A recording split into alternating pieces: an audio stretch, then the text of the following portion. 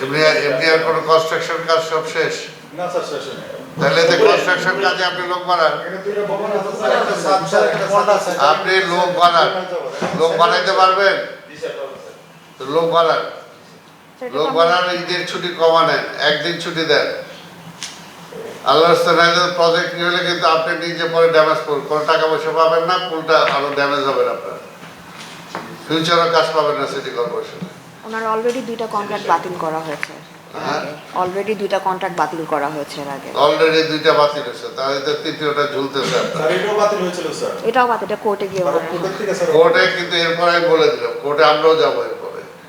কোর্টে আপনারা যে যে এক্সট্রা মানে একক বেনিফিট পাবেন, এতদিন ছিল একরকম, এখন আর ওইরকম হবে না এটা। তারপরে এটা তো আমি পিএম এর সাথে কথা বলবো, এর আগে যে ডেভেলপমেন্ট ওয়ার্কের ব্যাপারে কোর্টের দরকার হলে আমরা ওইভাবে ই করার চেষ্টা, ইনফ্লুয়েন্স করবো আমরা। ডেভেলপমেন্ট ওয়ার্ক ই হয়ে যাবে, স্টপ হয়ে যাবে কোর্টের কারণে, এটা হইতে পারে না। আর যাবেন তো পরে নিজেদের ক্ষতিগ্রস্ত হবেন, একেবারে পুরো আমসালা সবই যাবে। আল্লাহর রাস্তায় আপনি লোক বাড়ান, লোক বাড়াবেন। মেয়ে তো আপনার সেটা বলতেছে, ওটা বুঝলাম, বুঝবো কিভাবে? লোকজন তো কনফিডেন্ট হইতে হবে যে আপনি যেভাবে শুরু করছেন, কাজ করতেছেন, আপনারা পারবেন।